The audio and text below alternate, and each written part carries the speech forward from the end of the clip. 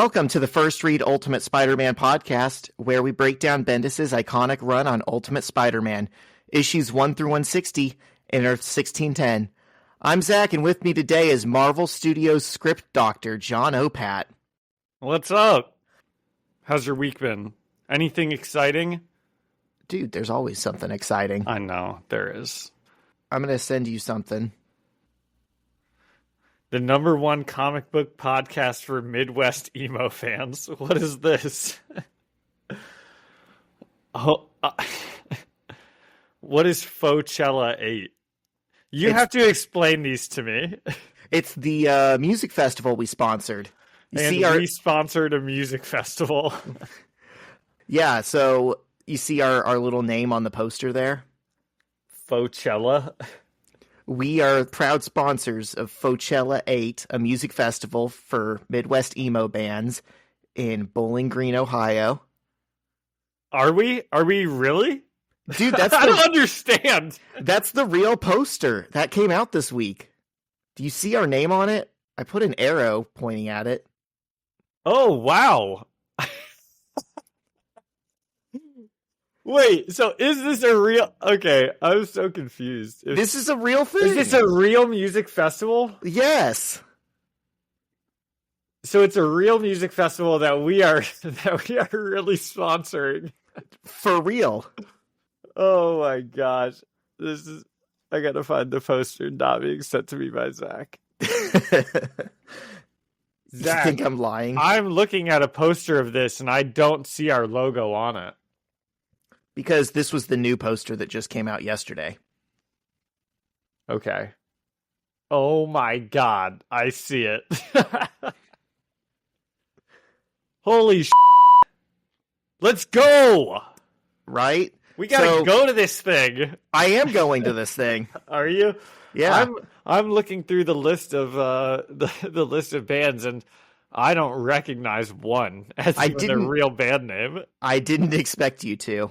Although I have talked about Later Gator on here before. They're like my favorite band from Indianapolis right now. Oh my gosh, dude, that's hilarious. So what was the like protocol that you had to go through to get that? Okay, so here's what happened. I wanted to go to this, and it's in like a small bar or club or something. It's like in a building. You know, space is limited, and it sold out instantly. And then they said, we're looking for sponsors. And I was like, I'm curious. What does sponsorship come with? If I sponsor this, I can get a free ticket. Exactly my thought. And they were like, oh, you can table at the event. You can like sell your stuff. And I was like, I don't really have anything to sell, but how much would it be to just put my name on the poster and get me the tickets? And they're like, it basically ended up coming out to, I got 2 tickets for the price of 2 tickets. Really? There was like no additional markup for the sponsorship. Wouldn't you think that would be more expensive to put your name on the poster? You would think. I mean, I'm not going to question it. I love it. I am very happy with our partnership with Fauxchella, and I hope it lasts for years to come. The First Read Fauxchella 8, sponsored by the First Read Ultimate Spider-Man podcast. Yeah. Wow. So that's hilarious. We now truly are the #1 comic book podcast for Midwest emo fans. Thank you so much, Fauxchella, for working with me and putting my silly little podcast on your poster. Incredible. I've heard that this place is going to be great. Yeah. No, it's actually been going on for a while, and it's pretty successful at what it does. I mean, like I said, it's like in a building. There's maybe 400 or 500 people that attend, but it is... Dude, I love this. So I'm guessing, is Shyla going with the second ticket or someone else? One of my buddies that actually listens to the bands. Okay. All right.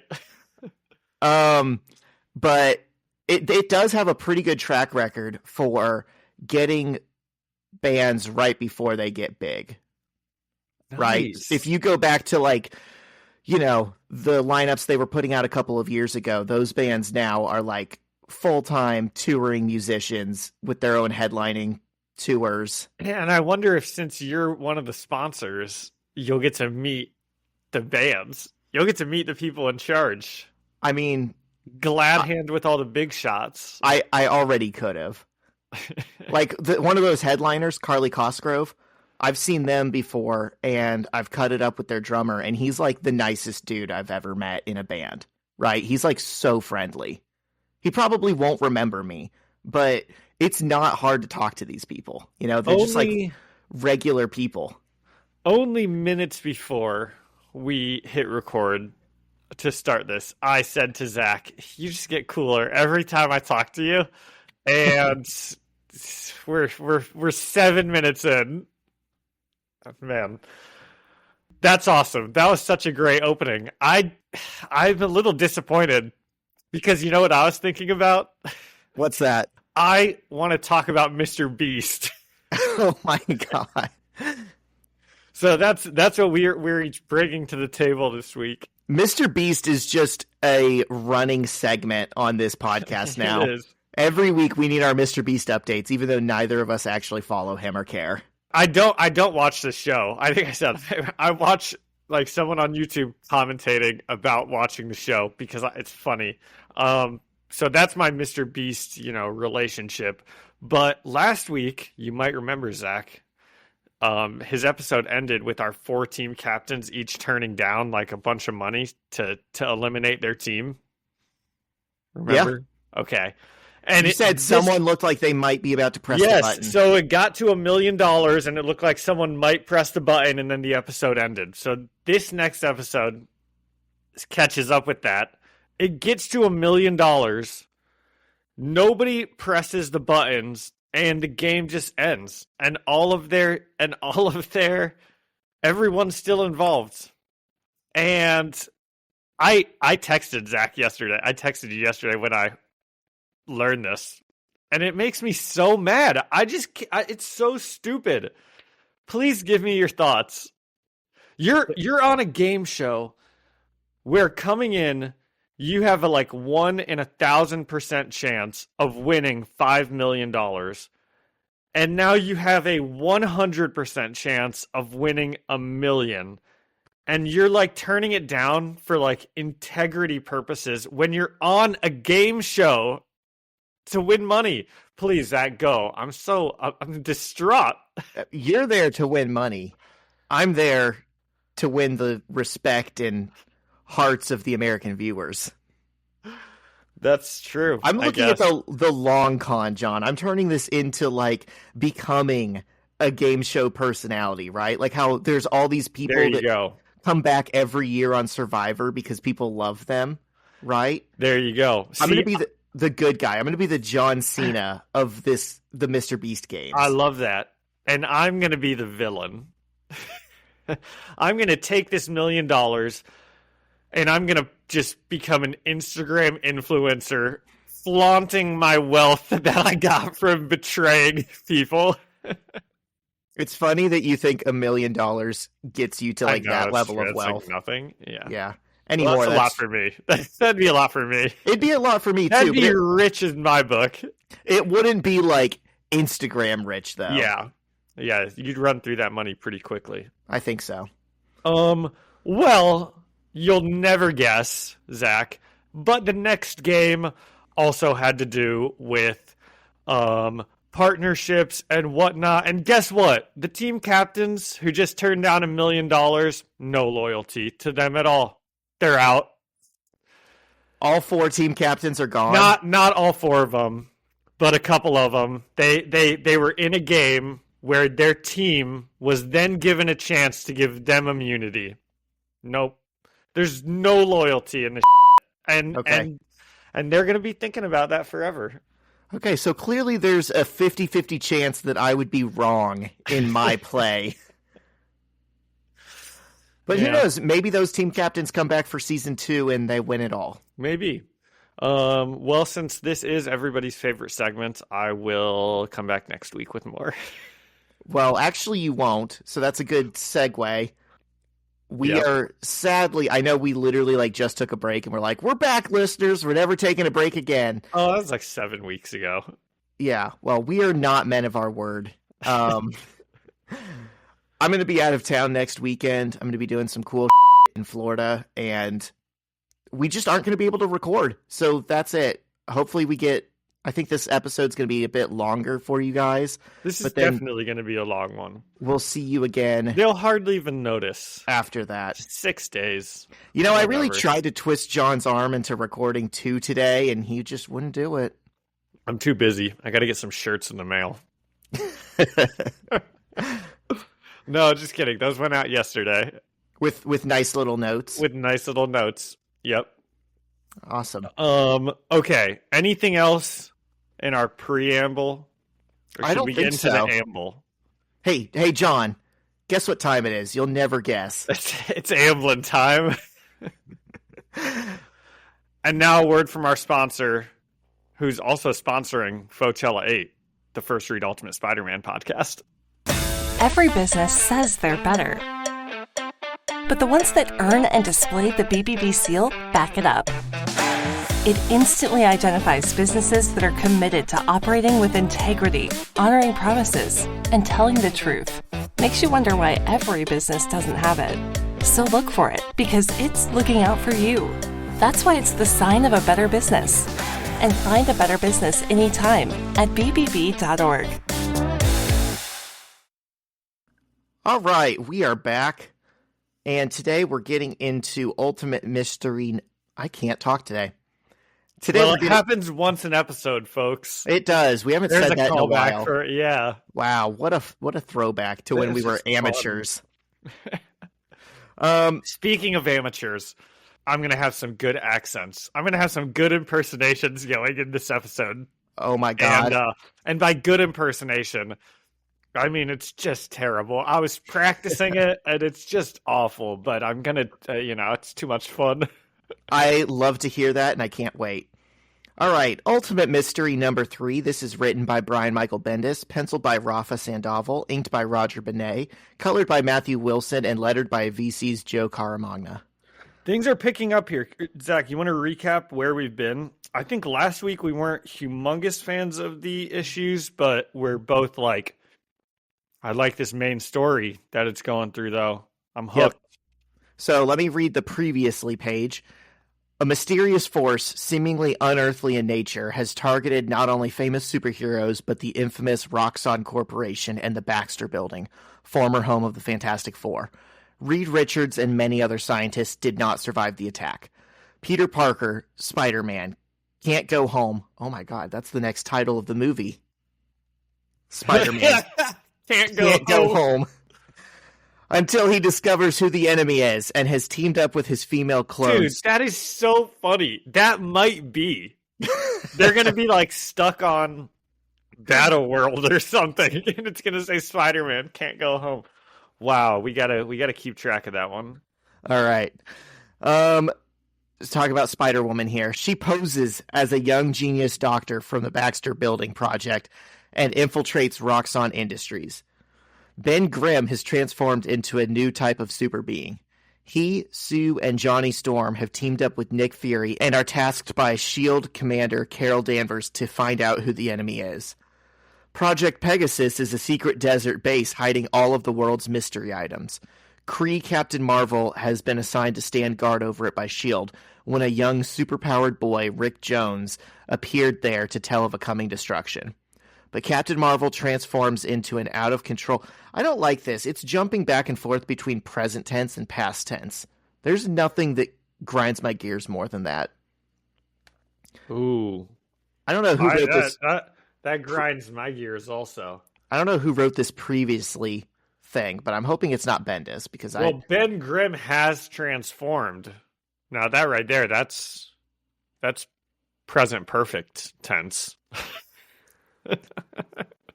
Thank you, John. All right. Captain Marvel transforms into an out-of-control monster like the ones been assigned. That's past perfect tense. Yeah, dude, this is all over the place. And you've got present and past in here.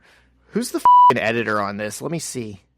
Senior editor, Mark Paniccia. Yeah, so who's that on? Is that on Bendis or on the editor? That's probably more on the editor, but it's a little on Bendis. Come on, guys!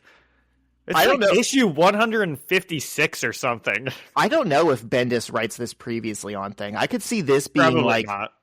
like an unattributed like intern or something. Yeah. Like a college student working for Marvel. This was his chance. Captain Marvel transforms into an out-of-control monster like the ones that have been attacking. In a panic, Rick Jones transports both himself and Captain Marvel into the Baxter Building. So that brings us up to speed. And we open on Dr. Julia Carpenter, air quotes, because it's really Jessica Drew. And she's standing in front of a destroyed Roxxon building. And she's wearing a Mickey Mouse shirt, which, again, John, we just keep getting these references to Disney buying Marvel. Yep. Yeah, I wouldn't have even noticed that, but I hate that. Right? You know, it's just consumerism. That it is. Unlike us over here at the First Read Ultimate Spider-Man podcast, sponsored by the Better Business Bureau. Sponsoring Fauxchella 8. In partnership with Fauxchella 8. Someone says it's time for her to meet the rest of their trust. And we cut to all these people standing around, and they introduce her, and they say, this is Dr. Armin Zola, Misty Knight, Nathaniel Essex, Layla Miller, and Samuel Stearns. John, do you know who all of these people are? Okay, so Arnim Zola is the Hydra guy from all the Captain America stuff. Yep. And Arnim Zola III is who I will be doing my impersonation of today. Oh, very good. Misty Knight, I don't know who that is. I've never heard of her. Did you watch Luke Cage or The Defenders? No. Okay. Those were like the She's in Netflix that. shows. And is she a villain? No, she's really cool. She's a good guy in that. Okay. Nathaniel Essex, he's like a big villain in the X-Men, right? He's like Mr. Sinister or something. He is Mr. Sinister. Yep. Yeah. Layla Miller, I've never heard of, and then Samuel Stearns is the leader. Good job. Which, how timely that, Samuel Stearns in the MCU. I thought the same thing. Layla Miller, she's like an X-Men adjacent character. She's married to Multiple Man. Okay. Wow, good for her. Probably fun. Oh my God. So the handler says they all need to get inside because something's happening at the Baxter Building. And we cut to what's happening at the Baxter Building, where the Fantastic Three, Nick Fury, and Rick Jones are fighting the bug Captain Marvel on top of the wrecked building. And there's a lot of pages of this. They just fight, and it's all good action. It's fun, but there's not much to talk about until eventually Rick Jones tumbles off of the building. And Sue has to jump off of it to save him with a force field slide. And that's pretty cool. You see both of them just like spiral around on an invisible force field until they end up safely on the street. And that's cool. Yeah, I was kind of looking through those pages really quickly just to see if there was anything, but I think you got it all. They just fight. They're just fighting for a bit.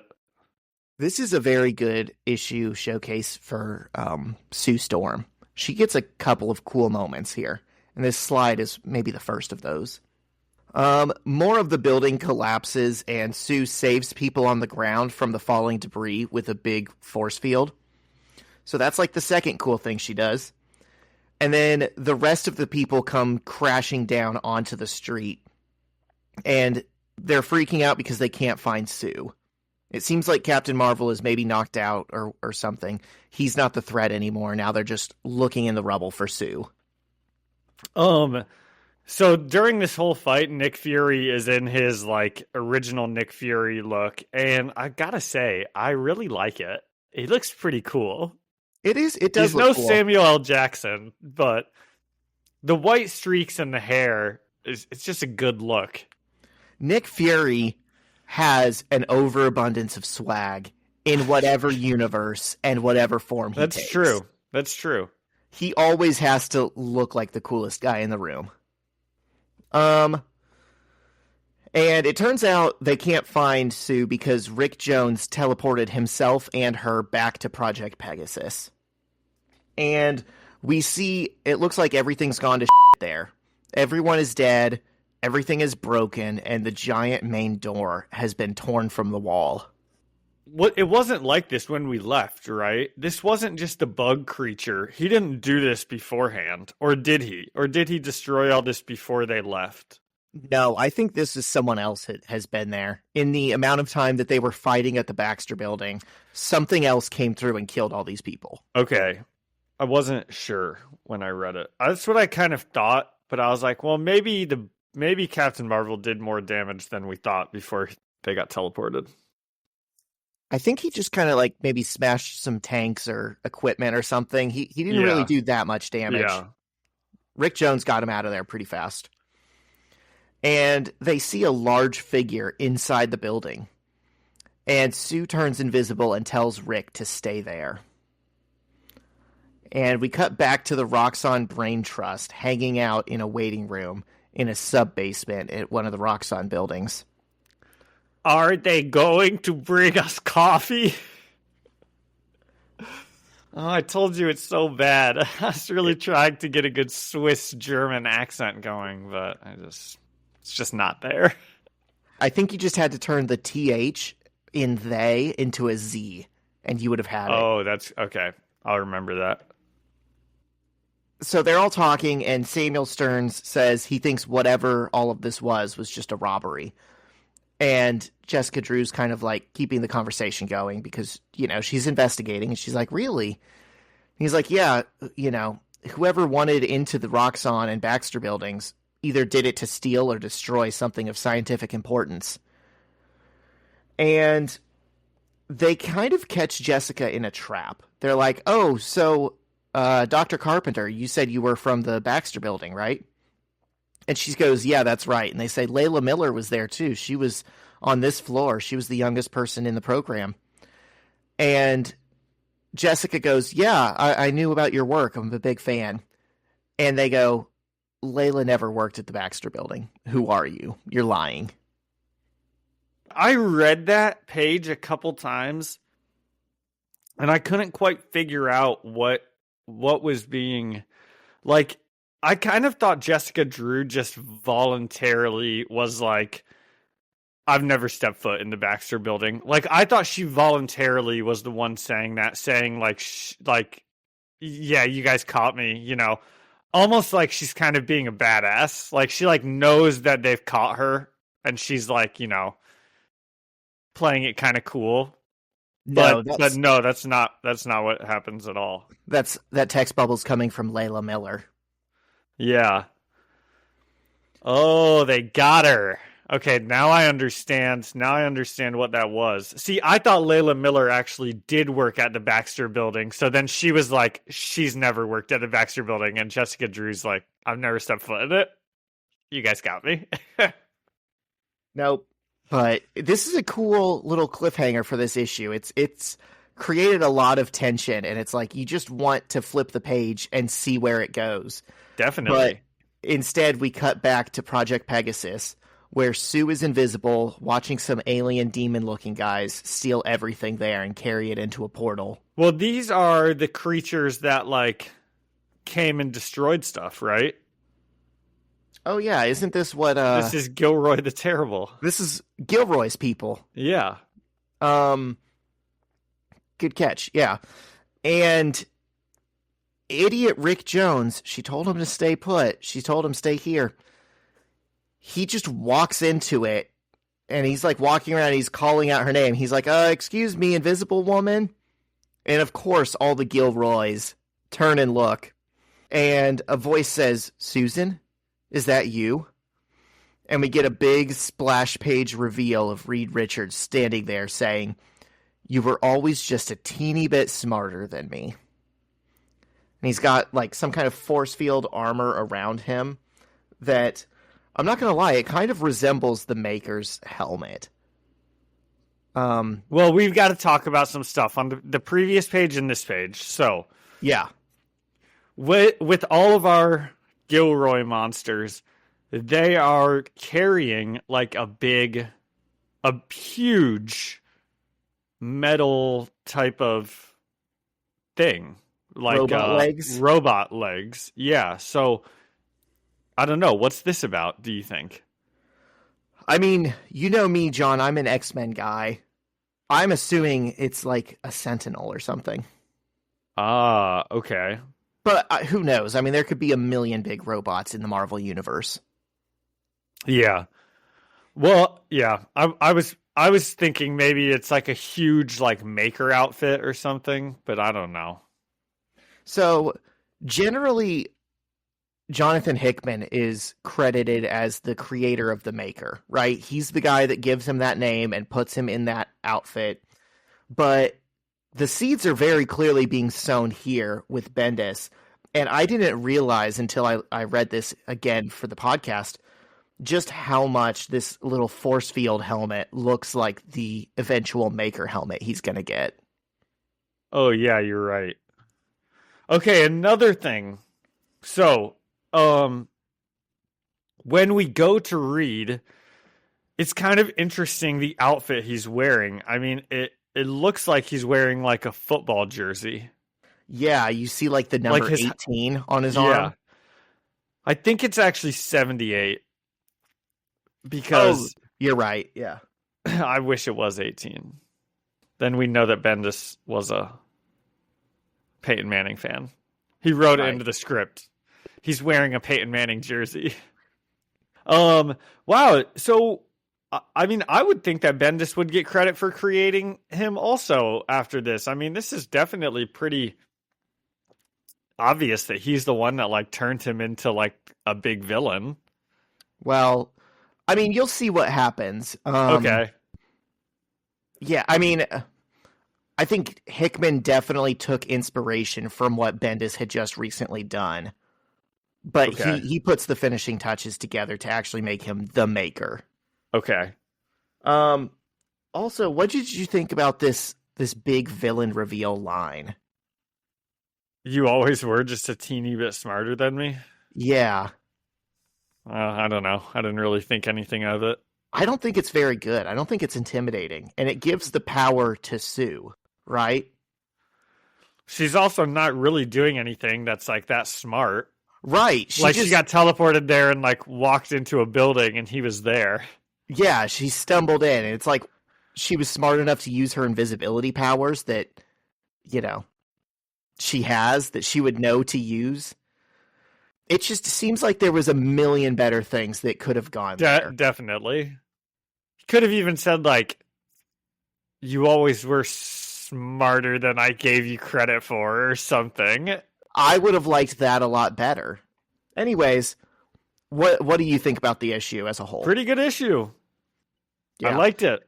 I'm still liking the storyline. I am also liking the storyline, and I feel like this simultaneously did a lot to pick up the pace and give us more meat to sink our teeth into.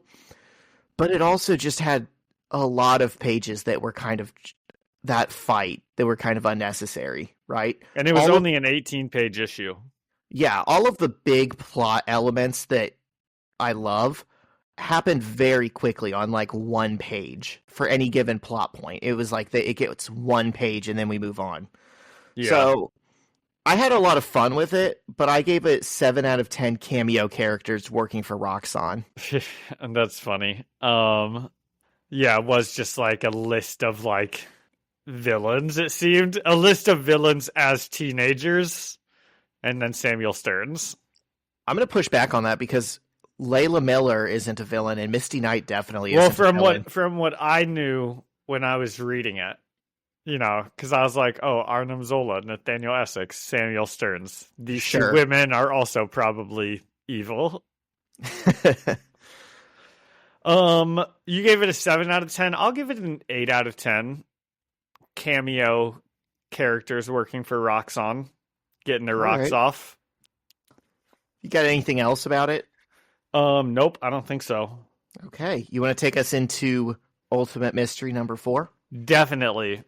And I knew that there was an issue like this out there, and I was hoping we'd get to read it, but I wasn't sure that we did. Because this is kind of an issue on Reed Richards' backstory as a dorky little nerd. So 11 years ago, the issue opens with Reed Richards getting his swirly in the toilet. And, the people are picking on him and they're like, oh, that's what you get for being smart, Richards. They're like, what did you have to say? And he doesn't say anything. And he's like, I didn't say anything. And they're like, that's right, you didn't. And they keep giving him swirlies. And then Big Ben Grimm bursts through the door of the bathroom and says, what did I tell you guys? And he kind of like beats the jerks up and throws them out of the bathroom and helps Reed out of the toilet. And here's why I made a note of that football jersey, Zach. Because that's what Ben Grimm is wearing in this one. A different number. But I don't know. What do we make of this?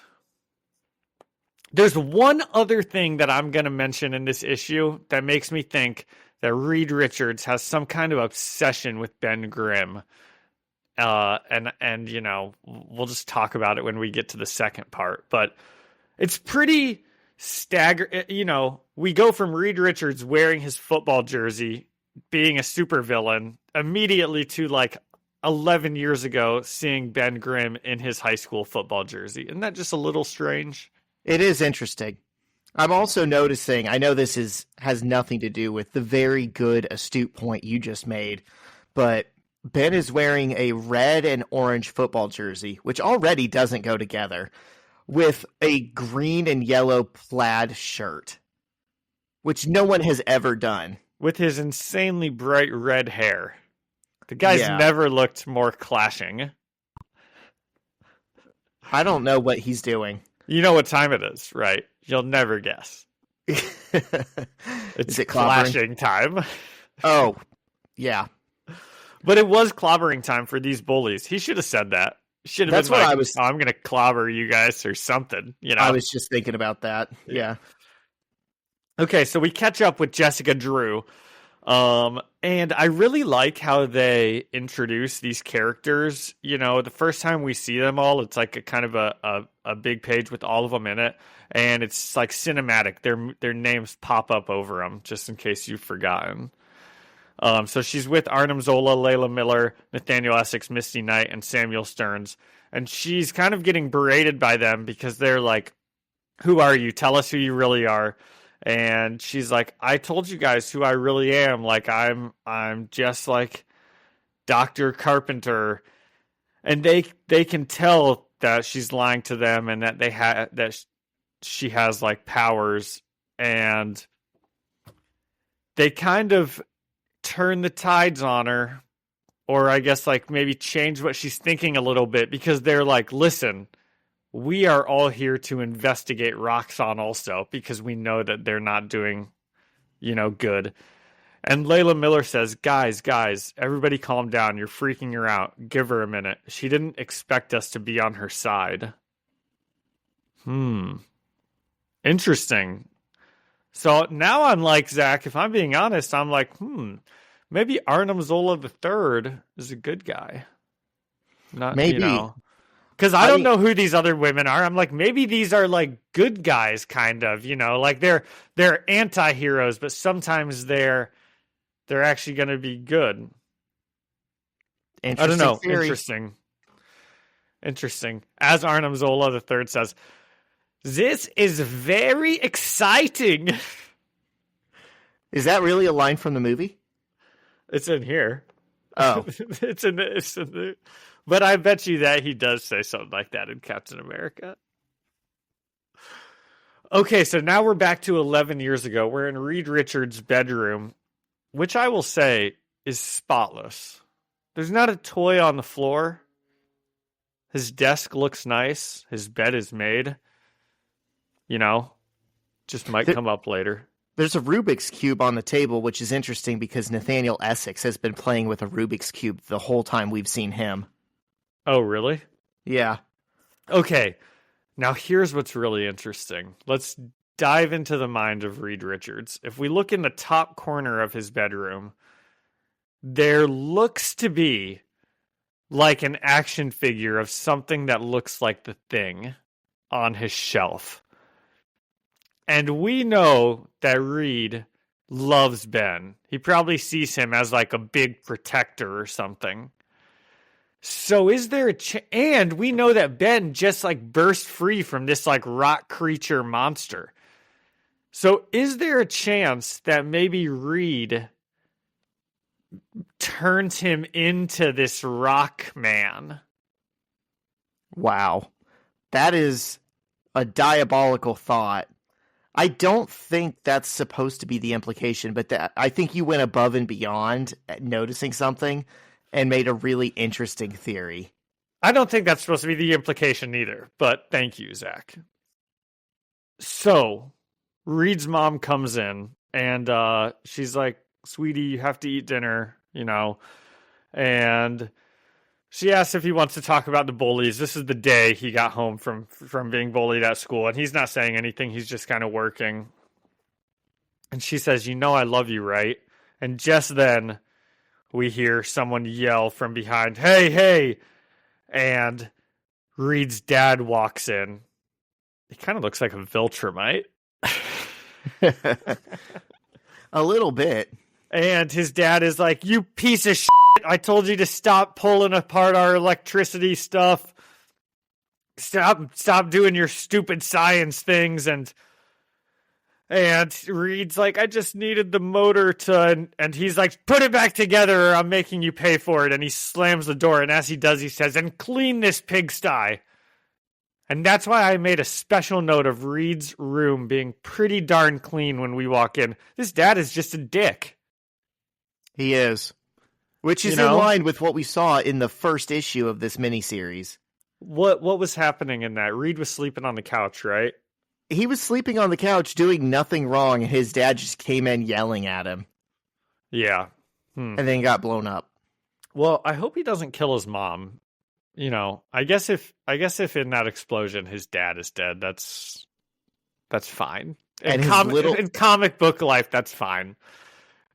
His little sister, I forgot about. So now we're back at I don't know, where are we here? Are we at the Triskelion with these guys, or it doesn't actually tell us? It doesn't. I would assume so. We're since probably they're at in the New York. Triskelion, and Captain Marvel's tied up and being interrogated by the Human Torch, Carol Danvers, Nick Fury, and Ben Grimm.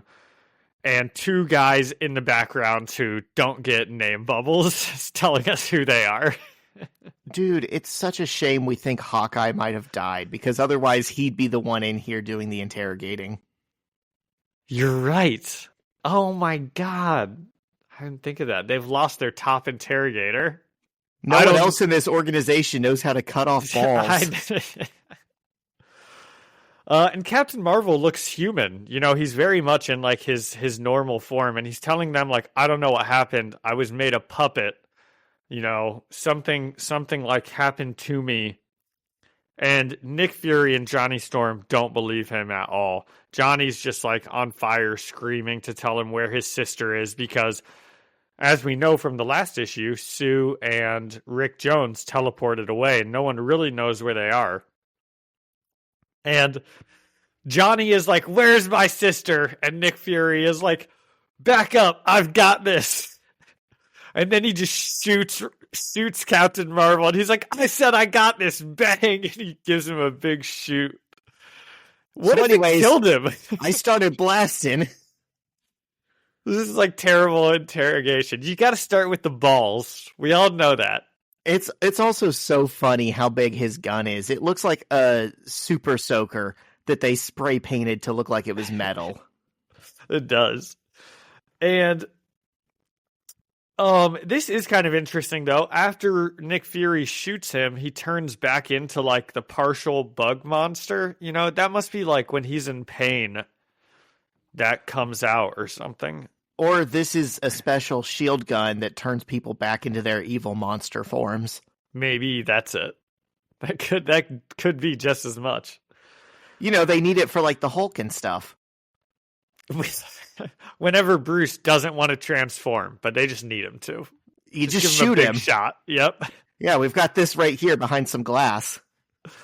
But Captain Marvel's still in control in his like monster form. He's like, I promise I didn't do this. And Nick Fury says, "Who did?"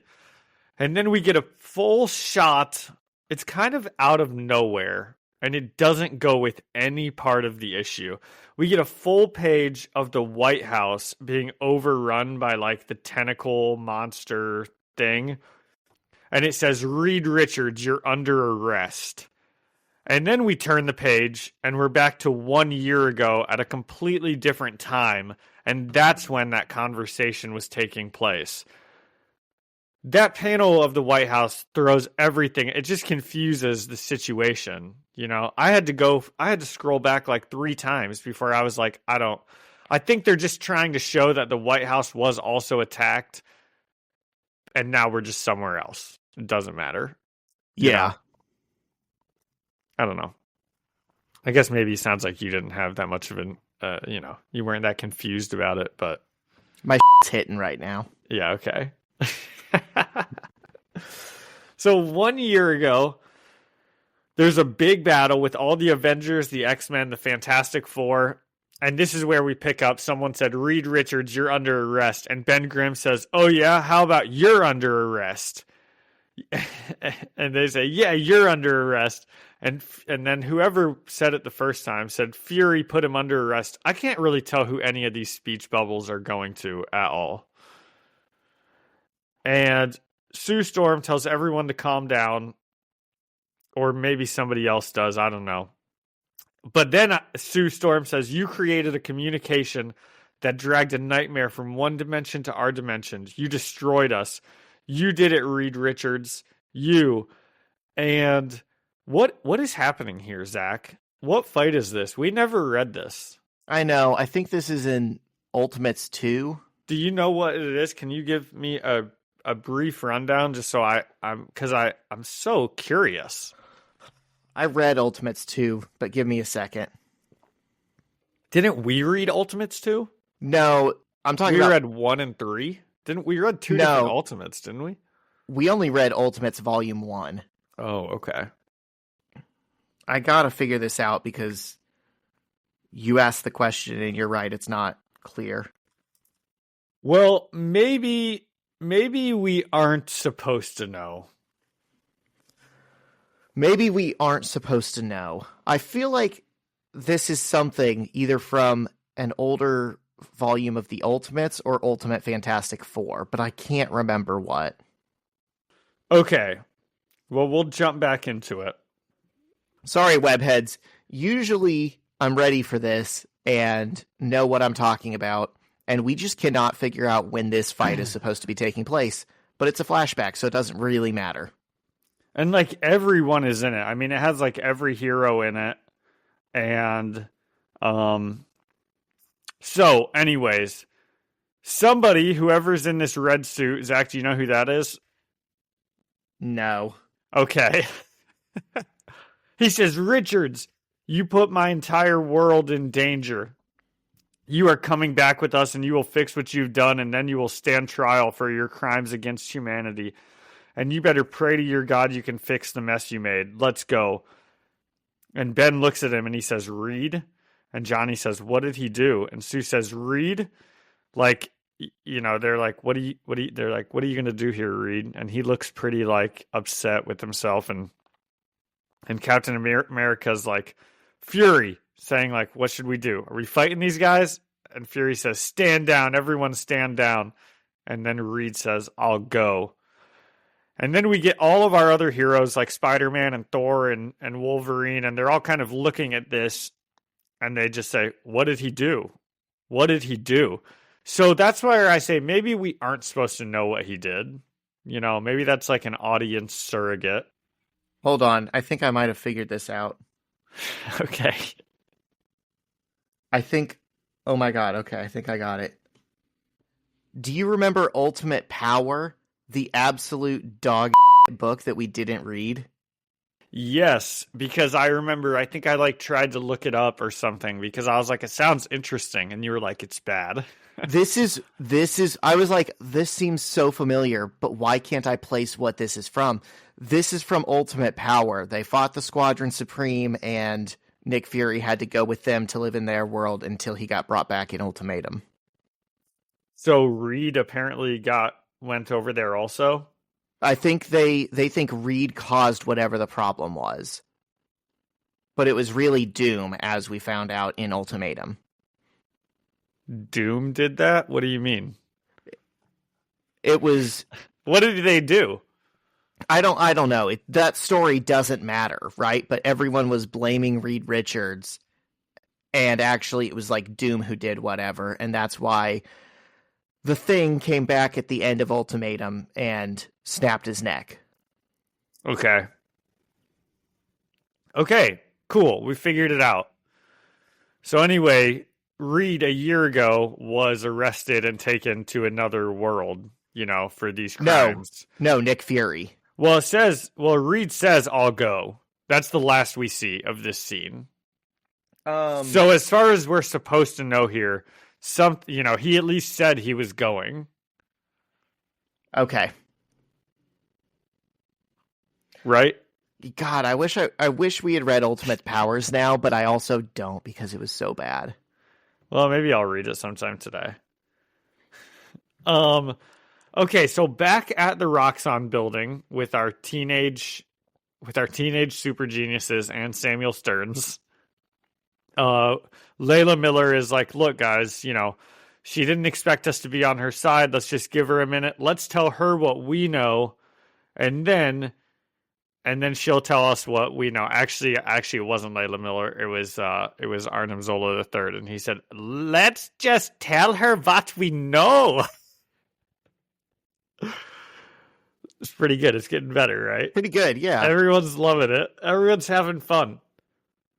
So they call us the Brain Trust, and we thought when we were hired, we were just here to work at Roxxon, but it turns out we weren't. We're here under false pretenses, just like you. And Samuel Stern says, and we figured out that the minute we find out what's really going on, we're done. Because they're actually, and he says, done what? Done from existence. So they're going to kill him. Because this Brain Trust was actually hired to see if anyone could find out what Roxxon was doing, secretly. So they're kind of like, what do they say?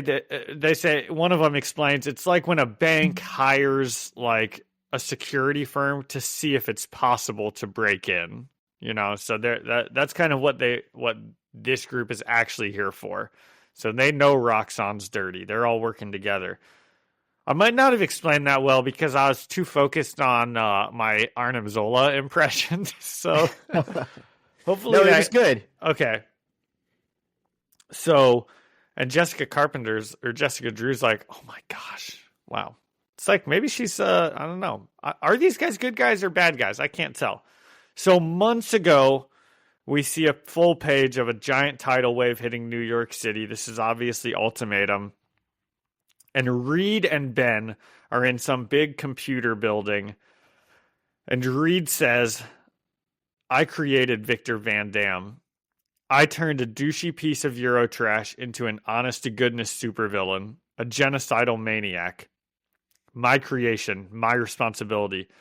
The whole day, the tidal wave, the bombings, all the X-Men dead, all those people dead, it all falls on me. And that's what I came here to do. I've been running some simulations, Ben. Millions of alternate worlds in which Victor has his way, and it all comes out the same.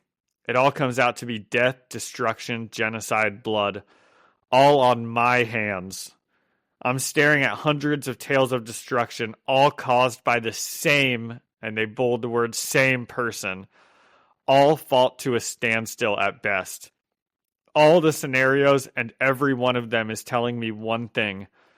If I want to beat Victor Van Dam, I need to kill Hitler before the Holocaust starts. Okay. Dude, I kind of love this. There's a lot of intrigue in this speech that he's saying. And there's a great use. If we're going to get on them earlier about the grammar problems, let's give them their flowers now. There is great use of different pronouns that add just a little bit of like wonder into who he's talking about when he's saying these things, right? And I think we might know who he's talking about. Like, to me, this seems like he is talking about he is the real problem here, not Dr. Doom. So when he's saying everything's caused by the same person, he's talking about himself. And when he says he needs to kill Hitler before the Holocaust starts, I think he's talking about Reed Richards, not Dr. Doom. Yeah, that's interesting. He is, because he's seeing his own failures to not stop Doom, right? He is the one who, his action or inaction causes what Doom is going to do. Yeah. He's got a lot of self-hatred. Dude, guys will take over the world and multiple worlds before they just go to therapy. So, now we're back at the Roxxon building. And Jessica Drew is like, well, what about the attacks? I thought you guys were supposed to find out who was behind it, like me. And Arnim Zola says, Roxxon is behind it. Dude, so bad. Why am I doing this? You can't stop now. Luckily, he doesn't have that many lines in this issue. He's mostly just standing there looking like a doofus with like the biggest, reddest hair you've ever seen. And Jessica Drew says, how do you know? And one of them says, because they're not bending over backwards to find out who did it. They know who did it. They're the ones behind it. And this is where, see, they had tricked me. I thought these were the good guys. They got me, you know. And then they said this, and I'm like, but Roxxon isn't behind it. So you guys are being pretty confident in your speaking here. They're all like, Roxxon's behind it. We know it is, you know. So they, you know, now I'm back to, but Jessica Drew wouldn't know that. She would still, you know, the plot has progressed now to where we, the readers, know more than she does in this scene. Yes. Well said. I think that's like a storytelling technique where you have a omnipotent reader versus a, you know, first person reader. John, every day we just get a little bit closer to giving these people an English 101 college credit. Never, if you listen to this podcast, never let it be said you won't be a slightly better writer. Maybe. So I don't think anyone was ever saying that. But we'll never let them do it. Right. They're also like, we know who did it. Roxxon did it. Now, what are your powers? And Jessica Drew's like, I don't have any powers. And they say, stop it. And she lifts up her hands and she starts to smile. And she says, okay. And then we see her send like a million webs out of her fingers, tying all of these people up onto like the walls and the ceilings of the room. So good on Jessica Drew. She did not get tricked at all, actually. You know, they did not get her. She could tell the vibe was off. She could. It was Arnim Zola's stupid voice. She was like, something's going on here. What's the Always Sunny line where they're like, oh, you know, it's the Eastern European accent. You know, that tells you that the guy's a villain. That's a traditionally evil part of the world. Yeah. They're like, you used to be able to do this, but you can't do this anymore. But Eastern European, yeah, that's still okay. So she ties them all up. She bursts through the door, past a couple of the guards who are kind of on the other side, and then one of these people transforms into a monster and says, I've got this. I don't know who that is. I don't know which of them that is.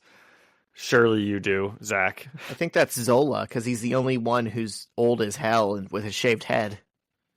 Do you mean Samuel Stearns? That's it. I'm sorry, Samuel Stearns. Oh, okay. Yeah, that would make sense. So he has like Hulk powers of some sort, I guess? Yeah. Well, because the leader is a Hulk. See, I thought he was just good at probabilities. Well, in this universe, I thought he was just like, there's a 79% chance this is going to happen. That's not very helpful, Samuel Stearns. That's a lot of leeway, you know. Yeah. Well, here he's ultimate. Okay, John. This is ultimate Samuel We Stearns. had to make him ultimate somehow. Yeah. Well, you know what? I think being kind of good at statistics is ultimate. Okay. This guy's also kind of good at statistics. He can tell you there's a 100% chance he nails this PR bench press. Yeah. So he breaks out of his webbing and, he manages to grab Jessica Drew by the head as she's escaping and chuck her into the ground. And Arnim Zola's like, Spider-Woman, fascinating. And they call their bosses, and they're like, don't tell her she's Spider-Woman. Let's keep it. We don't know who it is yet. And Layla Miller's like, can't believe she fell for it. Hook, line, and sinker. She didn't. She webbed everyone up and tried to escape. Just don't like that. Got to give my girl some credit. Absolutely. So I like that she's your girl now too. Like, we have not seen that much of her in the comics, but every time we see her, it's just like, oh yeah, she's a delight. I love that character. Well, she also, we're like on a Spider-Man podcast, and we haven't seen Spider-Man in like 3 issues. So she is our Spider-Man. That's basically true. Right. The next character we're most familiar with. Yeah. So we're back at the Triskelion, and Captain Marvel's reverted back to his human form mostly, and Johnny Storm is still shouting the same thing. He's just like, "Where's my sister?" And that's basically it. He's just screaming, and then off panel we hear someone say, "Right here, Johnny," and Sue Storm bursts through the door with some SHIELD agents. And she said, I found out who's been attacking us, and I found out why. It's Reed. That's a really cool panel, and obviously now you're like, oh my god, I gotta know what happens next. Definitely. But let me stop and just appreciate this art. John, what does that look like to you? It reminds me of Aragorn pushing the doors open in Lord of the Rings. Yeah, buddy. Is that actually what you were going to say? That is 100% what she's drawn as. Like, I promise you, if you find the picture, it's like used as reference for this. Is it? Well, this is kind of an interesting time period where whenever stuff happens like that, I think to myself, which of those happened first, I wonder? Did Lord of the Rings 3 come out before this comic or vice versa? But they do obviously look, identical. Yeah. Wow. Well, I love it. And this came out after that? It did. That's awesome. So Captain Danvers and Nick Fury they continue their thing of finishing each other's sentences, because they're basically the same person. And she says, you spoke to him. And then he says, tell us exactly what he said. And now we get a actual picture of Sue, and she is very bloodied up. And she said, he said he's not finished. To be continued in Ultimate Doom. Interesting, Zach. Maybe Reed Richards we were wondering. See, this goes with the conversation that Ben and Reed Richards just had, where he's like, I created Victor Van Dam, right? It's all my fault. Everything that happened is on me. And then the next issues are called Ultimate Doom. And we were just saying this is kind of silly to call something Ultimate Doom if there's no Doctor Doom in it. I think we're clearly building towards Mr. Fantastic becoming Doctor Doom. Also a cool concept, right? Yeah, and if he can do it, why can't Iron Man? Oh my god. Good point. Fair point. That's right. So it is an interesting concept. I like it a lot. This is kind of a spoiler for 12 years after this.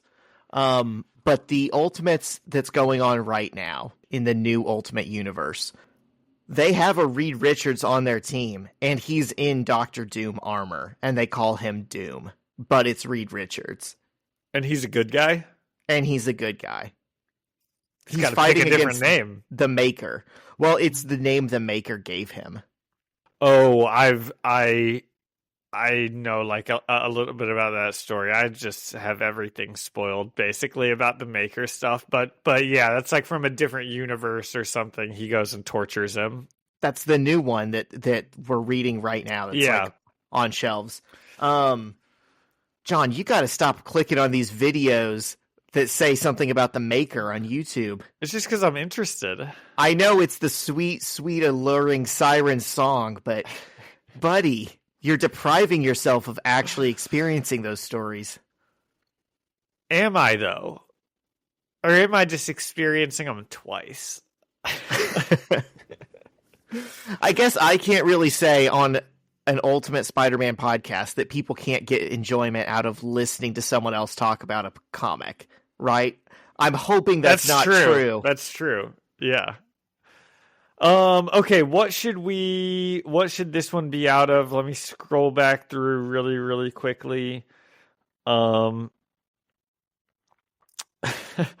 of household appliances that Reed turned into science experiments. Ooh, that's a good one. How many things has he pulled apart because he needed a motor? He needed a motor. And then his dad beat his ass. I'm gonna give this a 9 out of 10 appliances that Reed Richards turned into science experiments. I'm gonna one up you and give this a 9. Oh my gosh. Oh, I thought you were about to say 10. 9.5.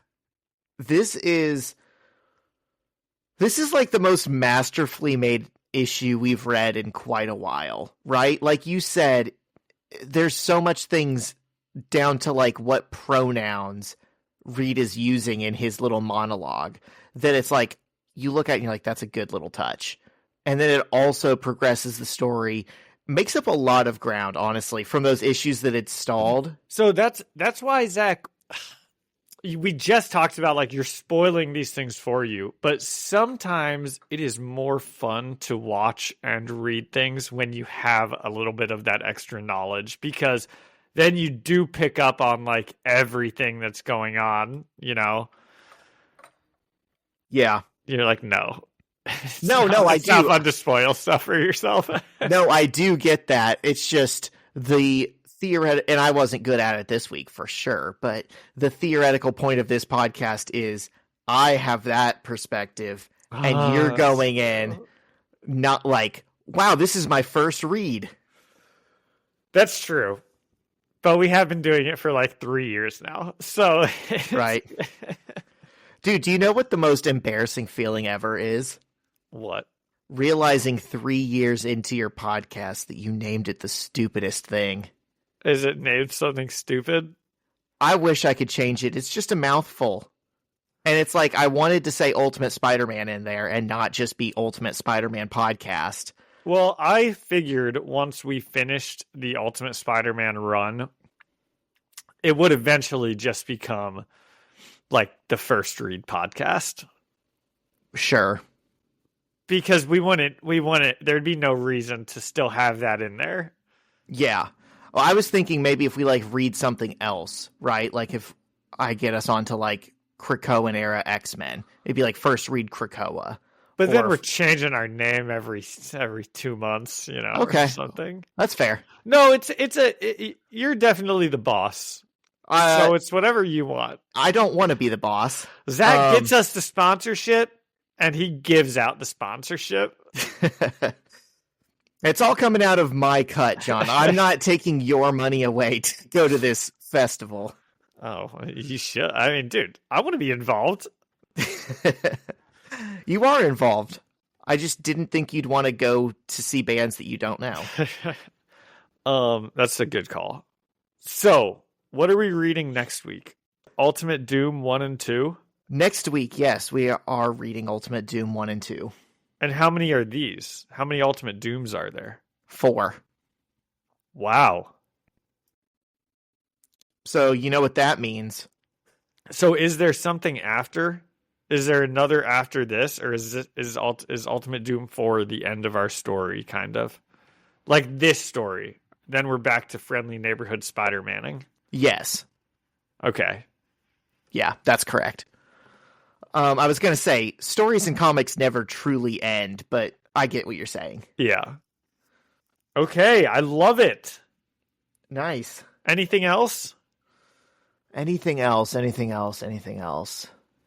No. Anything Not else Spider-Man. on Spider-Man, I meant. Yeah. No, I knew. John, at this point, we speak the same language. Except for when I just misunderstood you, like not a minute ago. Anywho, what are we talking about first? We've got Invincible. We've got my cats arguing in the background. If you I can hear it. We've got Invincible, Daredevil. Zach says the Friendly Neighborhood Spider-Man show has been pretty awesome. What do you want to touch on? Yeah, dude, let's get into Invincible because I'm guessing that's the only one that both of us watched. You didn't see Daredevil? So here's the thing. Oh my gosh! I thought you were going to watch it. I wanted to. I'm supposed to watch it with Shyla. And she was like always either out of the house or like falling asleep or something prevented us from watching it together. Zach, I don't know what you do for a job all day, but can't you just like put your phone up with a video on it? I go out into my car at lunch, just watch Daredevil, you know? That can't be the optimum viewing experience. But I'm watching it. True. Yeah, and dude, trust me, I want to watch Daredevil. I haven't not watched it for lack of want. Okay, well then let's talk Invincible. Yeah. Probably we're going to do spoilers through Invincible episode 7 here, the Invincible War. Last week, when I was in Chicago, I had some time to kill because we got up there way too early, and went into a comic shop, and they were running this like insane deal where he said it was 30% off all graphic novels and 60% off if you spend over $200. And I was so ready right then to find the entire Invincible collection and just buy it all on a good sale. And all he had was like Compendium 3 and then the side compendium about like Adam, Eve, and Rexplode issues. So I didn't do it. Compendium 3. So you can read all of Invincible in 3 compendiums. They have all these different ways you can, buy the book, and one will be like a hardcover that gets the first 7 issues or whatever. The compendium is just the best bang for your buck book if you want to read all of the issues of Invincible. So now I have it in my Amazon cart, and I almost pulled the trigger on it again today, but I'm waiting until after my trip, in Florida, so I can know if I should actually spend that money. But I am so close to getting like the full set of Invincible and reading it all. Oh, that's awesome. So let's see. How much is this? $50? That's not too bad. $150 you can buy it, all of it. I guess that's not awful. If you want the other compendium, I think it would be like closer to $200. This says 1, 2, and 3, 150. So, and then there's one that says Invincible Universe. Because it's all the side books. Okay, well that's sweet. So, what did you think of the episodes? A lot's happened since we last spoke about this. I think he fought a big dragon, and I don't know. I'm so bad at this. The Invincible War is definitely the highlight of the season, right? That feels like the episode from season 1 where he fights his dad in Chicago. I mean, it was just a big event, and I thought it was super cool. I thought it was well done. I was sitting there watching it and like just kicking myself that I haven't read the comics already because I'm just so wrapped up in this. Cecil had more good parts. Kind of fat. Yeah, dude. Cecil's like the best character of the entire show at this point, and he also he has such patience with Mark as Mark is just like. I mean, he doesn't have any choice to have patience with him, right? There's nothing he can do, but Mark is really like he didn't have a good episode this last episode, I thought, sitting around with Adam Eve while like an army of him destroys the world is not a very good look. Sure, it was a hard look for him, but it was a good episode of the show. Yeah, oh my god, yeah. And then even at the end when Cecil's like, look man, if you ever want to work in any way together or even talk or even like breathe the same air, I am just like here for it. And Mark's like, fuck off. He's not being very mature, I don't think. Surely at this point he has to know that Cecil is like sort of right about everything he's saying. And he also knows that like Viltrumites are coming. There's a bigger battle to take place. Yeah. Yeah, I've seen it described as like the show where the hero makes the wrong decision every time he's given a decision. Yeah. But that's part of what makes Cecil so awesome. Yeah. So and you still like Mark despite him making the wrong decision every time because he's always listening to his heart, right? Which is like the big hero trope. You can tell his mistakes are coming from like such a good place, such a well-intended place. And then Cecil, on the other hand, lives his life like he doesn't see choices. He doesn't see that he ever has a choice. He's always responding to whatever situation he's put in with what he as a realist knows is like the most appropriate response. He's kind of just a buoy floating on the waves with no real control, and he is self-aware and knows that. Yeah. It is too bad that, you're like, Mark's always using his heart, and I feel like they do want this like big emotional, like every week we seem to be like putting Mark kind of through the ringer. But he doesn't seem to be like learning anything from like his story every week.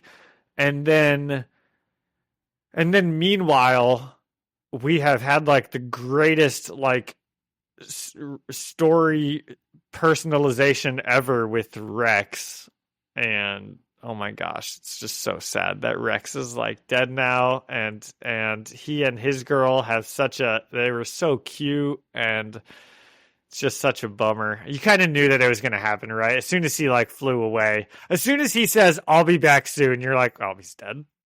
Yeah, bad, right? Shyla said that out loud. Yeah, at that part. Ugh. Dude, you're hitting on so many good things, but then you keep talking and saying more good things, and I'm like, oh my god, I had so much to say about all of that. Thank you, John. But then I'm like, I'm not being a very good listener because you're saying such good stuff that I want to respond to. Okay, we'll respond to it. When you were talking about how Mark, as an extension of like he's always making decisions with his heart, you were like, yeah, and he's not learning from these lessons, and they're like putting him through the ringer every episode. I thought about like, well, yeah, that's what a good writer does is, they give their characters hell to face so we have a story. But then I thought about also like, even though I wasn't as big on the Walking Dead comics, that is like what Robert Kirkman is the best at, is putting his characters through hell and seeing if it changes them or if they're going to stubbornly still remain themselves.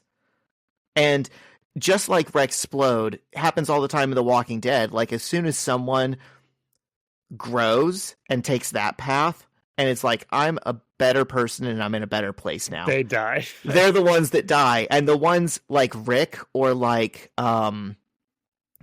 Mark, who are just stubborn to the end and they're like doing it their way, they're the ones that survive to keep making the wrong decisions, so we have a story.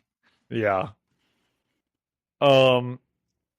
If I had a problem with the Invincible War, which I don't even like saying that because it was so good, but it seemed to end pretty fast, that episode, like there's still like 10 more Marks out there and they're like the strongest ones.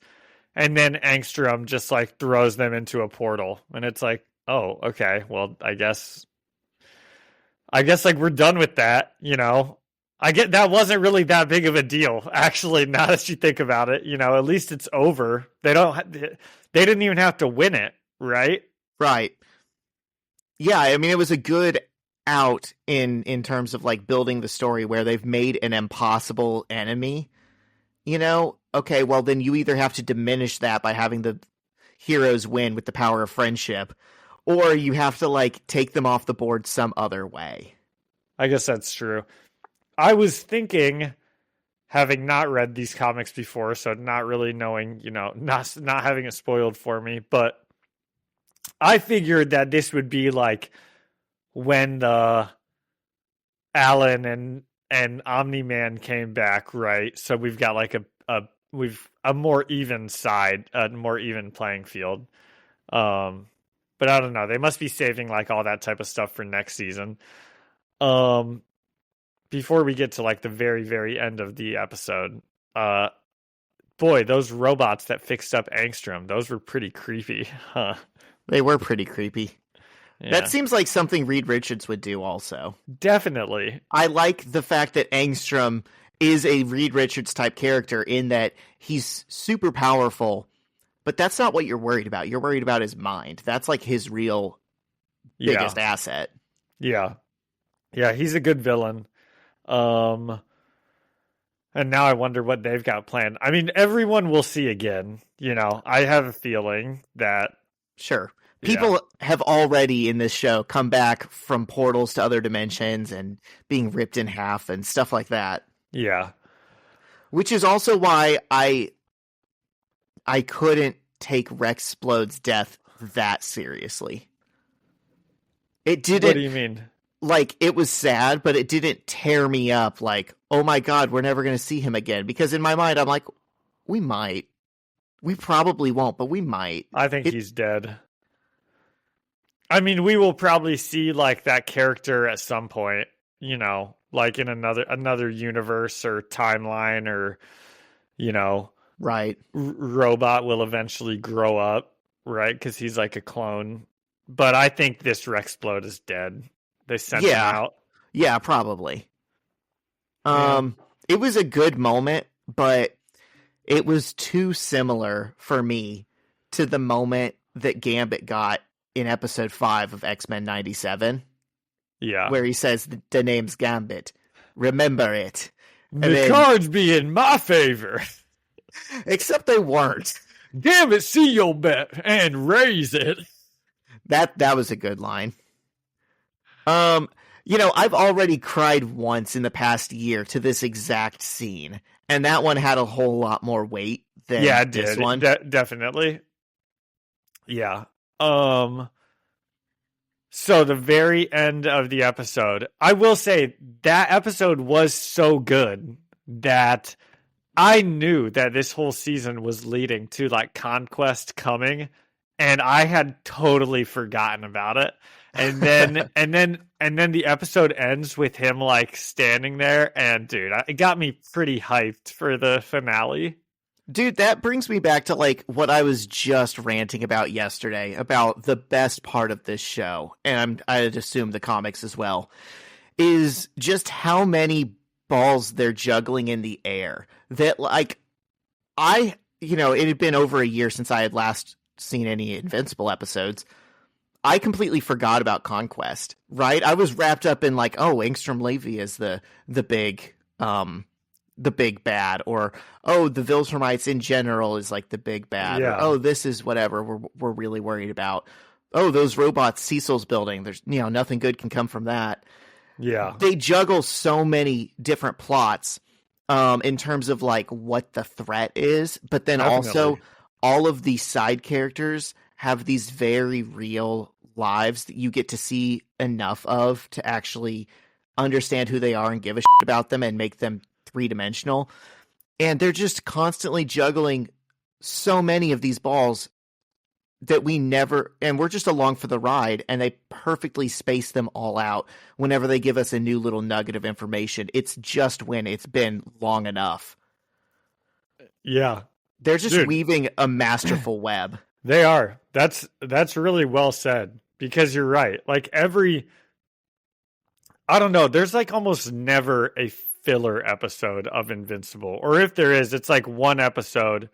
And even that, it's not like, it's still like a good episode, right? But like they are always doing something that like contributes to the overarching story in a different way that just like brings some more things together.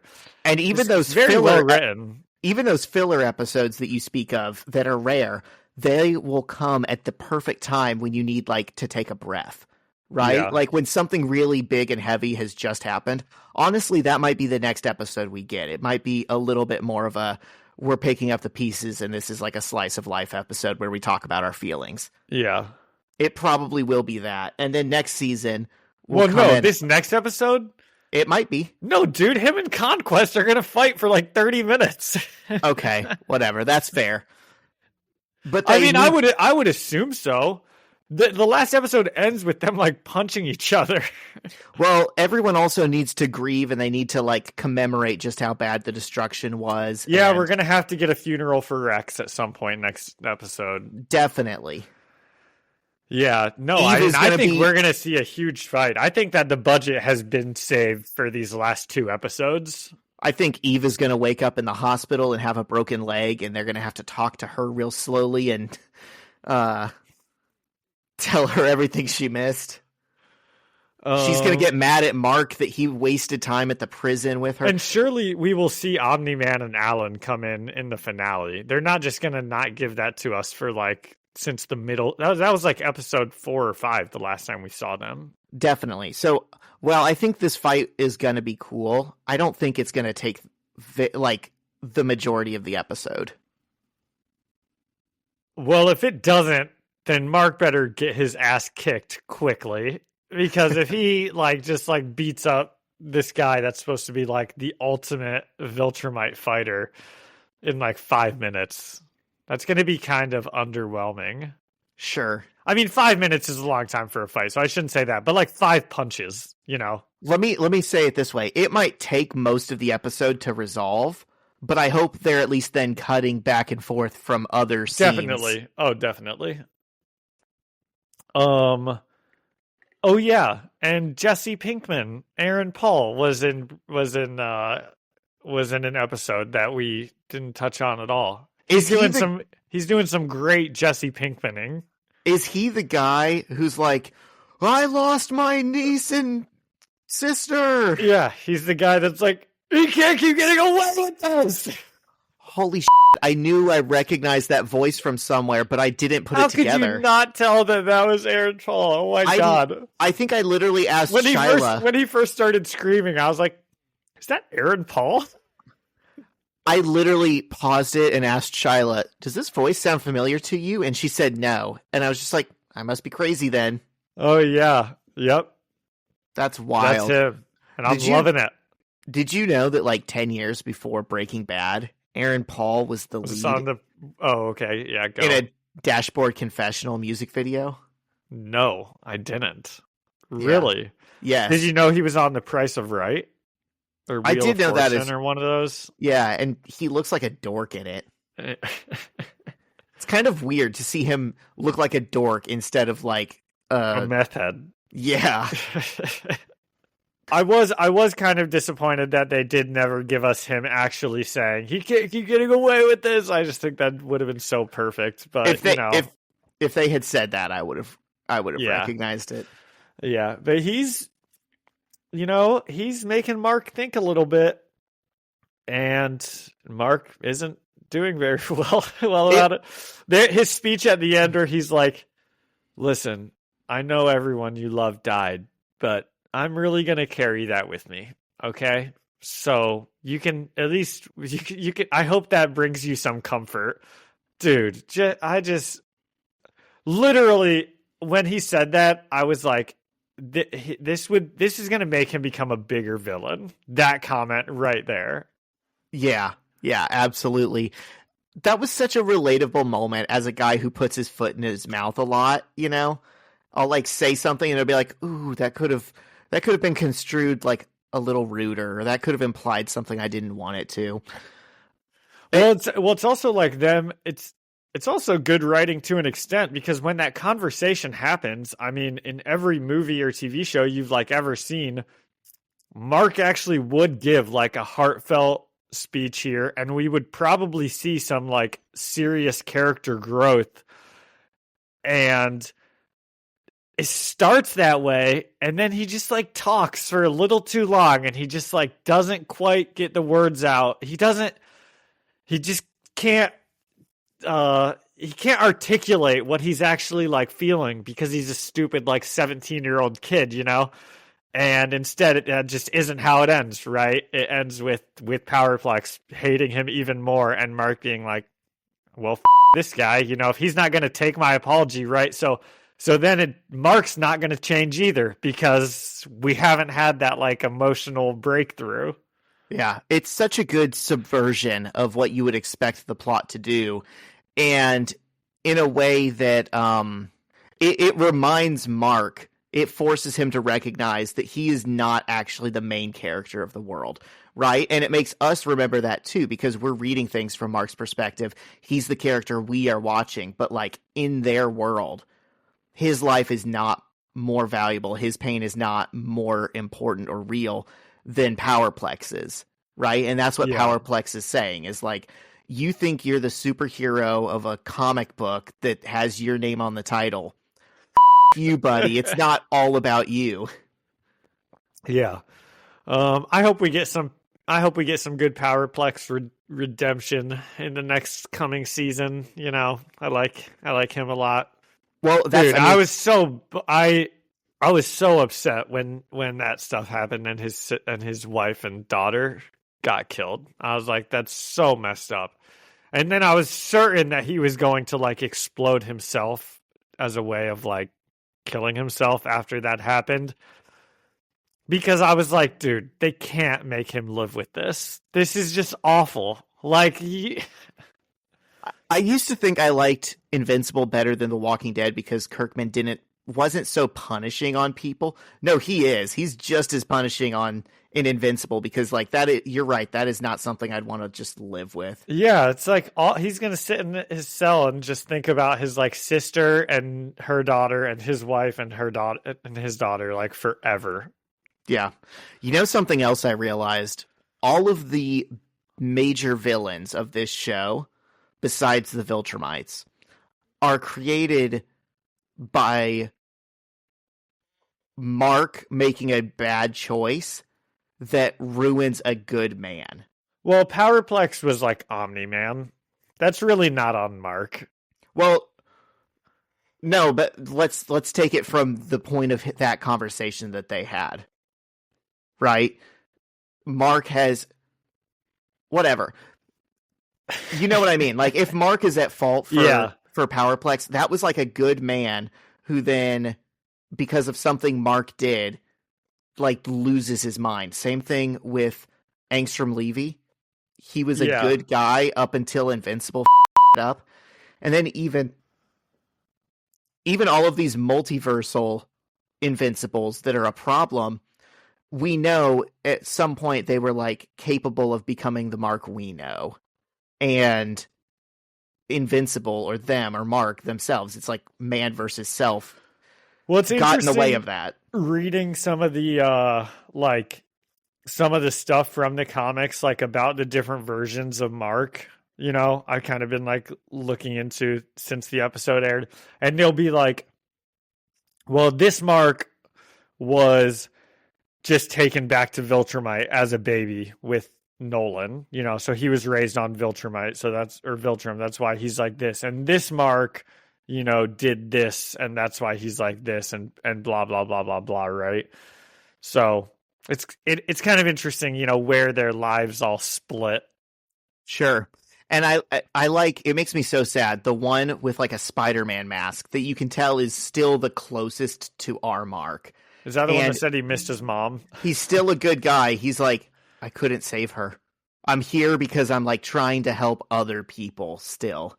You know, he's a little bit different from the other guys. Well, that brings up a good point that maybe things would be better if right away Mark was just like, okay, let's just like take over for the Viltrum Empire, you know? And then that big battle with Omni-Man never happens, you know?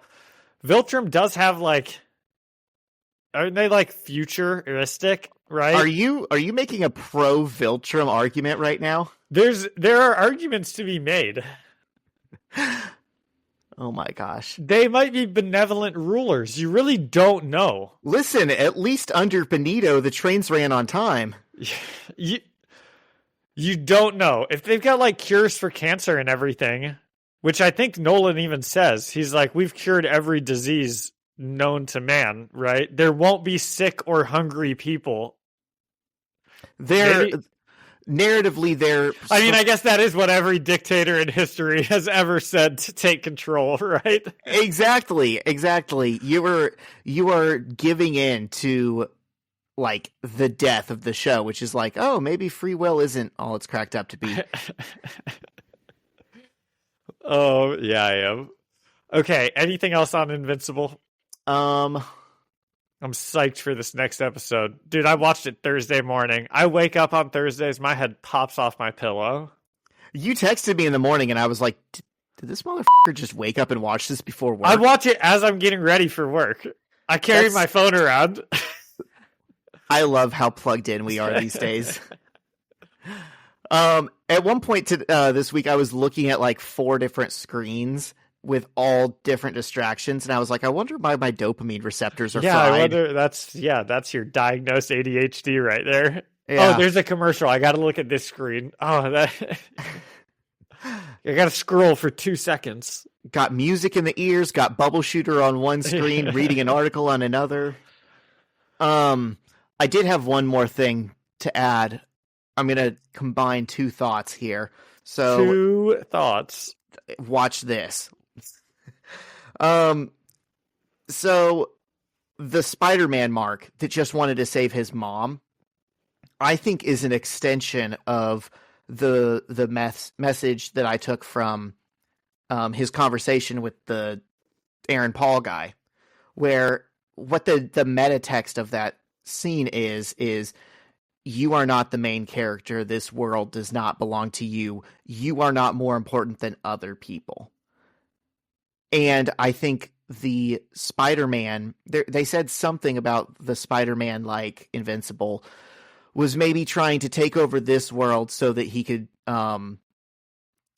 wanted to bring his mom back. He wanted to bring the mom from this dimension over into his other one. And I feel like that is just more of the same. That is the Invincible that did not learn, like, your universe is not more important than another universe. You are not the main character.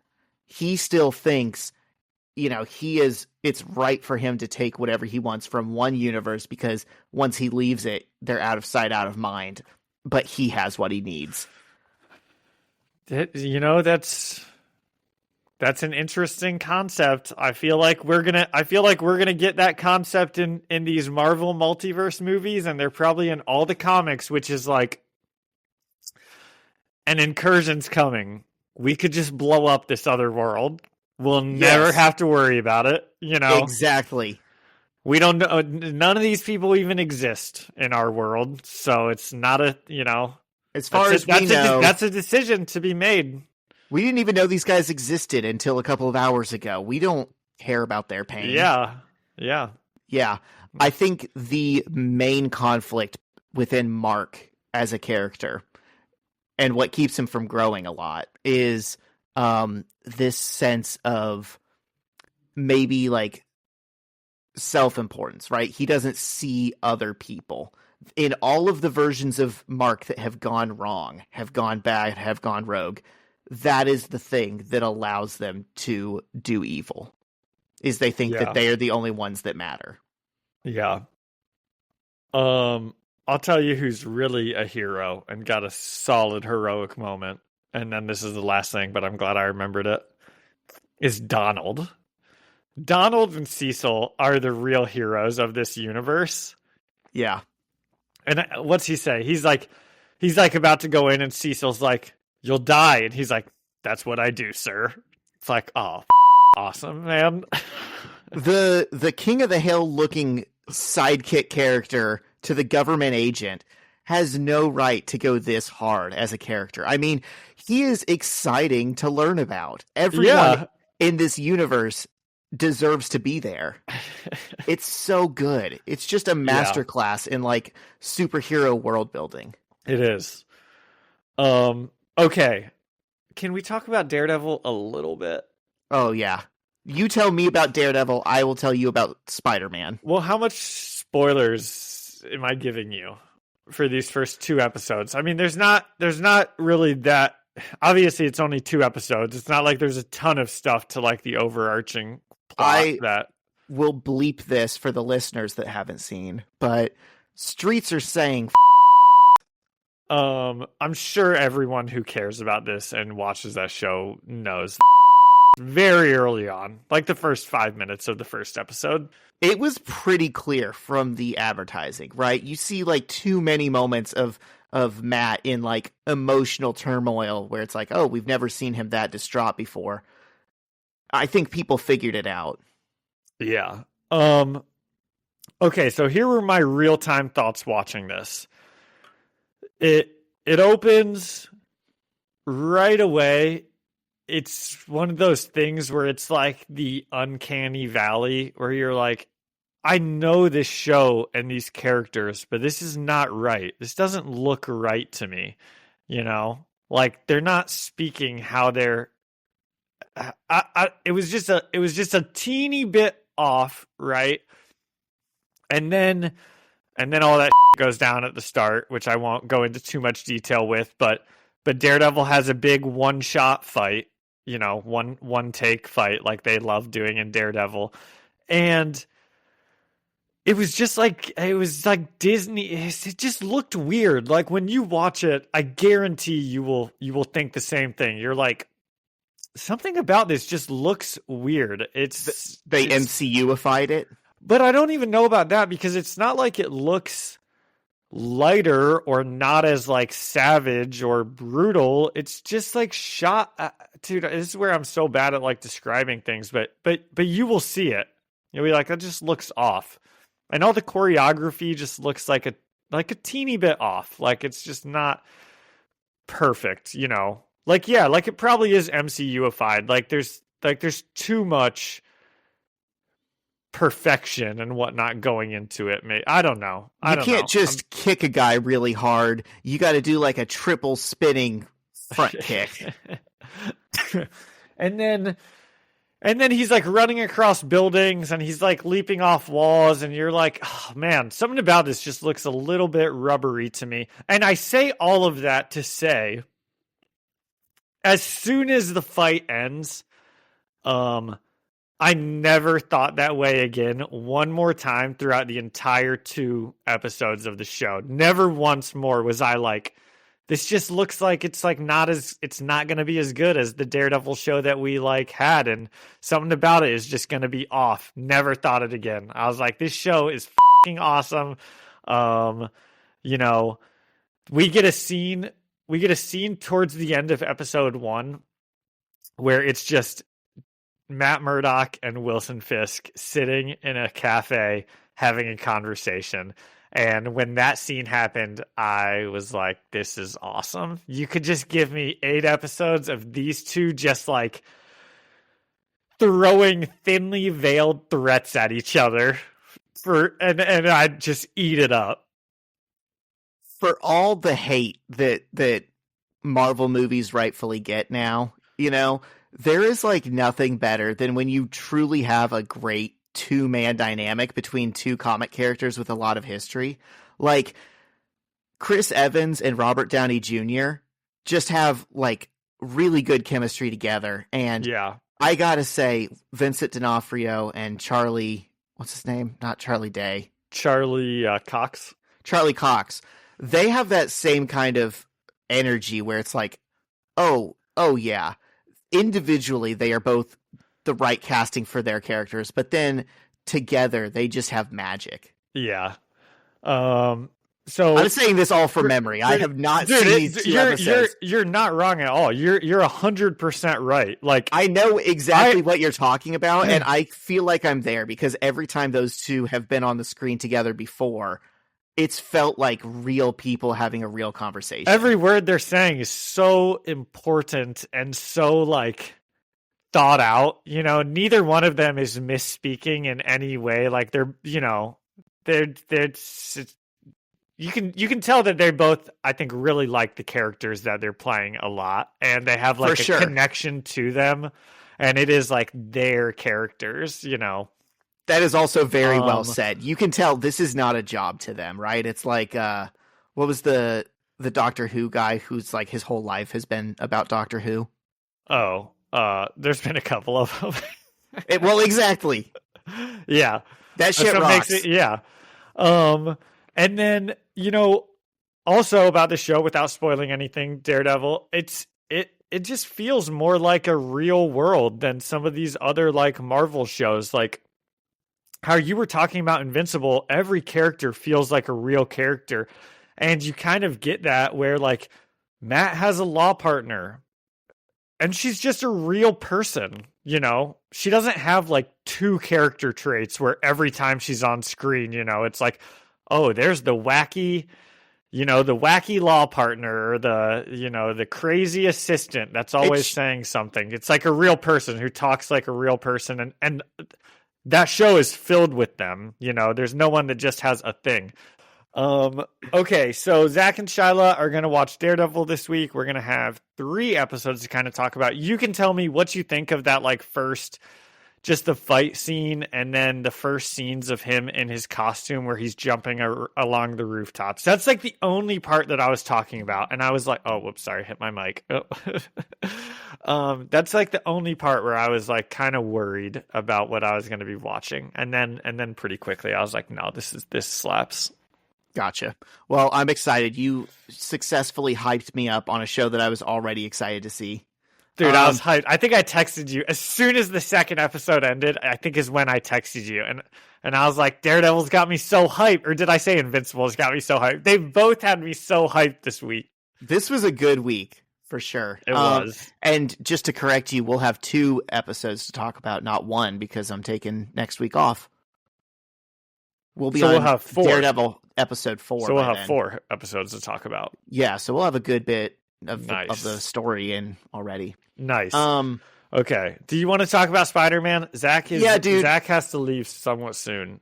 He's going to get Mexican and grocery shop. 2 weeks to catch up on this Friendly Neighborhood Spider-Man show. I can do that.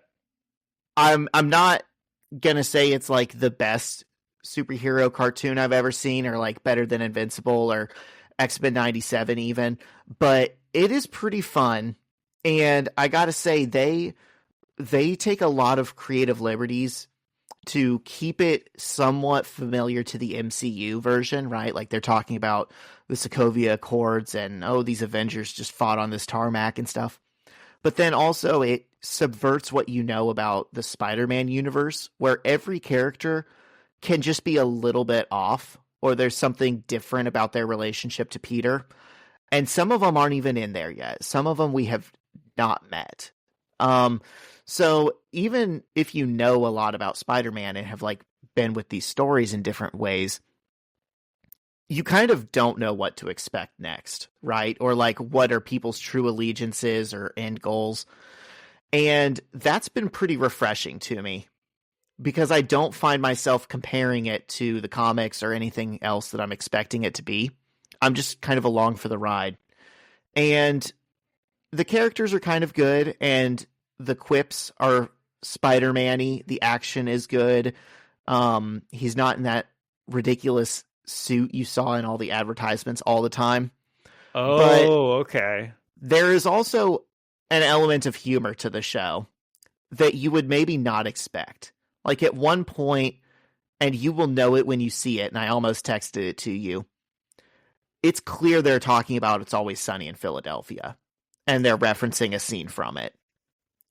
So that's funny. I can't wait to get to that. That alone is going to make me watch it. Yeah, it's a good series that I'm glad it was given an ounce of freedom to be its own thing. Yeah. It kind of works. Okay, well, I will check that out, and you'll check out Daredevil. And I actually was just wondering a couple days ago, and I was going to ask you, dude, when is the next Always Sunny season even coming out? Do these guys not have time to make 8 episodes a year? Dude, I know I bitch about this stuff every week about a different TV show, but it's not like they're long episodes. They're 30 minutes. They're only putting out 8 at a time anymore. They do a million podcasts. Go make some episodes. They do all these podcasts. They show up at random things. They're buying sports teams. They're doing commercials. They're doing movies.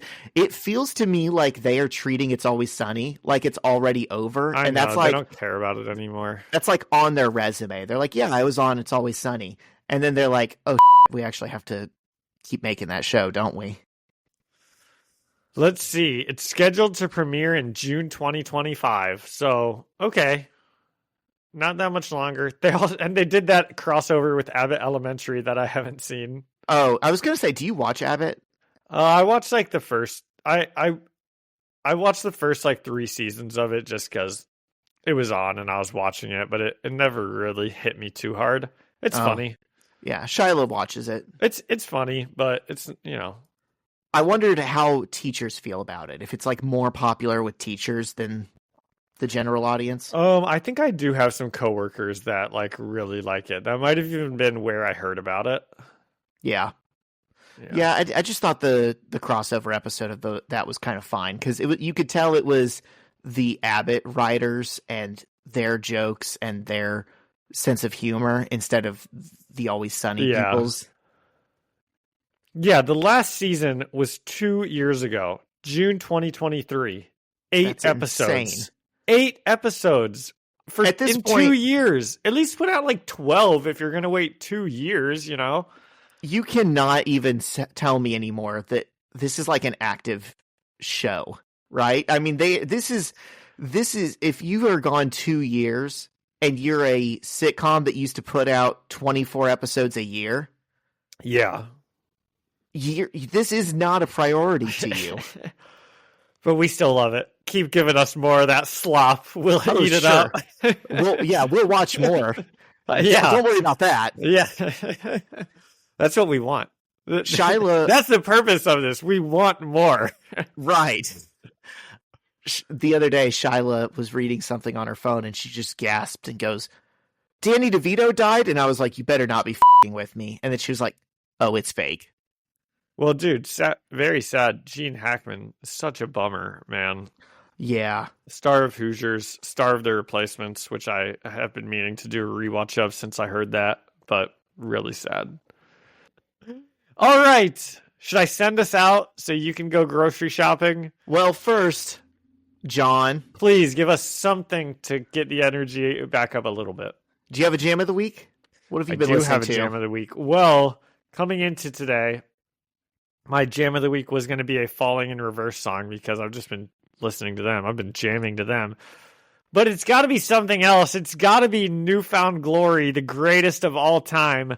Because right before we started recording this episode, Zach told me that if you go to YouTube and you look at Newfound Glory, the greatest of all time, that is him in the music video thumbnail, screaming into the mic with the guy.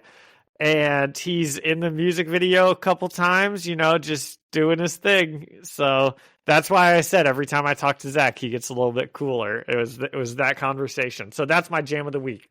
Well, thank you. And it helps that it's actually a really good song, too. About the 96 Bulls, apparently. Yes. Yep. And, okay, I have one from one of the artists performing at Fauxchella 8. This is Day Without... I don't know why I'm introducing it like we're a radio show that can play the song. But it's called Day Without You by Keep for Cheap. I found them from the Fauxchella poster, and now they're one of the bands that I'm more excited to see that weekend. Nice. I love it. 2 good songs. Yep. Okay. Anything else? Nope, that's it. All right. Thank you so much to Ian Hickey for the music and Alyssa Seaman for the artwork. And thank you all for listening and leaving a review or a comment. You can find us the First Read Ultimate Spider-Man podcast on Spotify or Apple Music or anywhere else you find podcasts. And you can leave us a message on Instagram at First Read Podcast. Send us an email at firstreadspidey@gmail.com or find us on YouTube, the First Read Ultimate Spider-Man podcast. See you next week. See ya.